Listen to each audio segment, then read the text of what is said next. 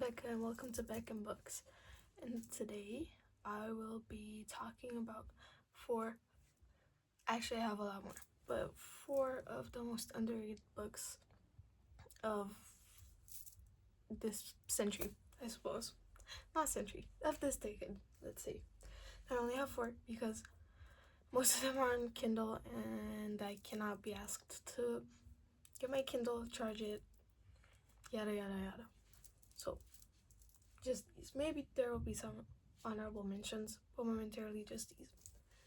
So, starting off strong, Dress of the Emerald Sea by Brandon Sanderson. This book is so incredibly good. We all know Brandon Sanderson is amazing. He's a very talented writer. This book is genuinely just a fairy tale. So it's about this girl, Chess, that is I wouldn't say simple, but she lives a very quiet, very calm life. Till at one point, I'm looking at the back because I read this a while ago. Anyways, I'm gonna say this without giving any spoilers. She's made to go on this adventure to save her best friend and the one she's in love with. And she meets all of these people and it's about pirates, if that's your thing. The seas are not like water, they're made out of spores.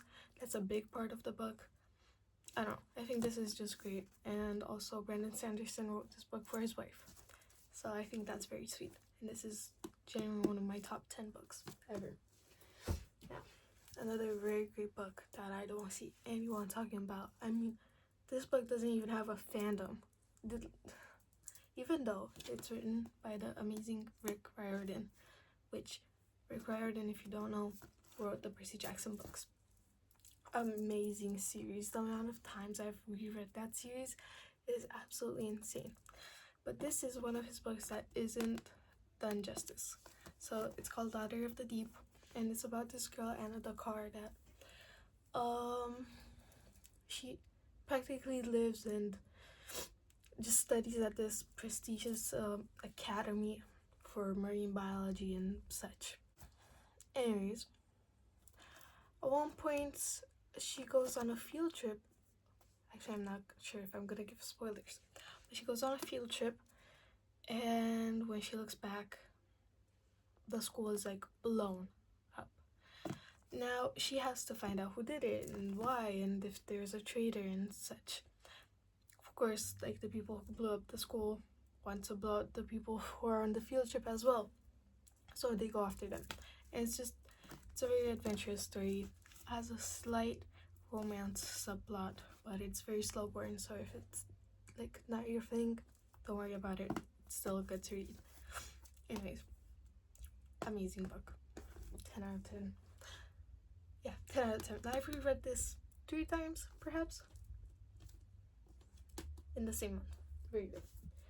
Now, this might be a little controversial because obviously it's not very underrated, but I don't see anybody talking about this book. And by this book, I mean The Hobbit by J.R.R. Tolkien, because I never know how many R's are in his name.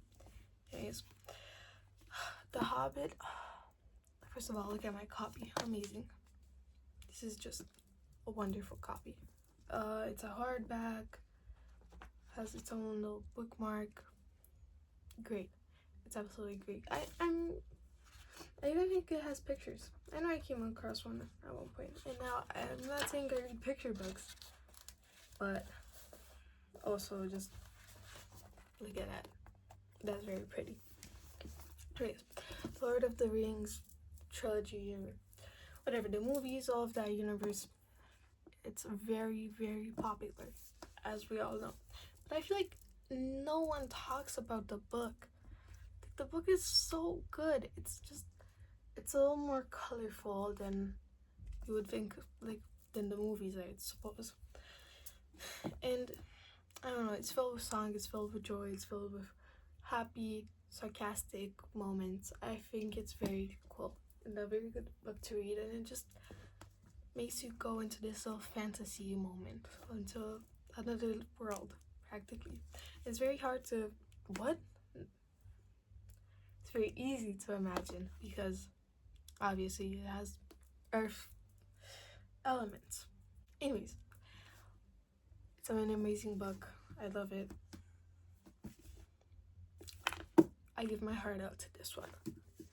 So make sure to read the book and not just watch the movie. Now, this, I might say, is the most underrated book absolutely ever. Now, I'm pretty sure this has a fandom and so, like, such. But the fandom is low-key dead.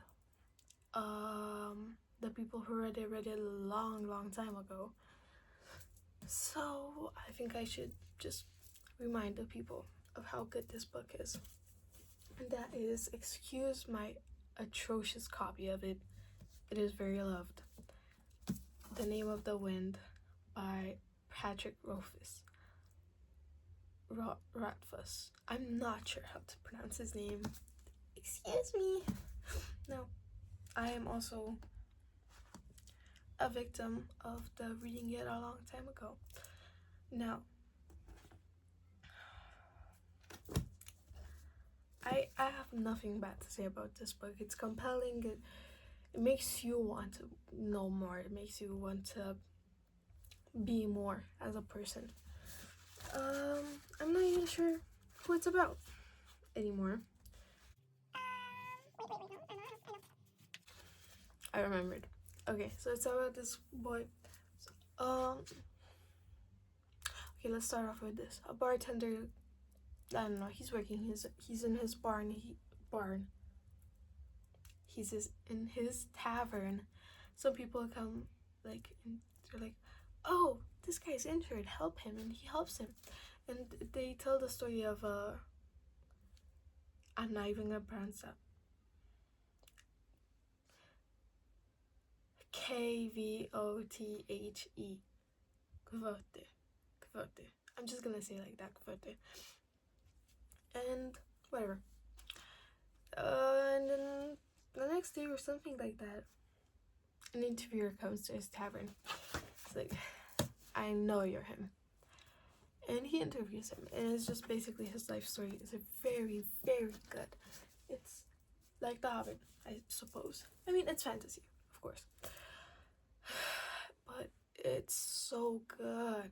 It's filled with music, it's filled with dark moments, it's filled with light moments, it's filled with magic, with love, with academia. It just has everything a book should most probably have. And I think it's awesome. So 10 out of 10 to The Name of the Wind. And it's a trilogy. It has multiple books in the series. This, unfortunately, is the only book that I have read in the series, because I heard the second book is extremely spicy. And I'm not into that. And this book is amazing. It's I don't even think it has a spice scene. It's great. So very PG friendly, I would say. Anyway, those were the books that I think are extremely underrated and that more people should know about and read about. And that's it. Thanks for watching.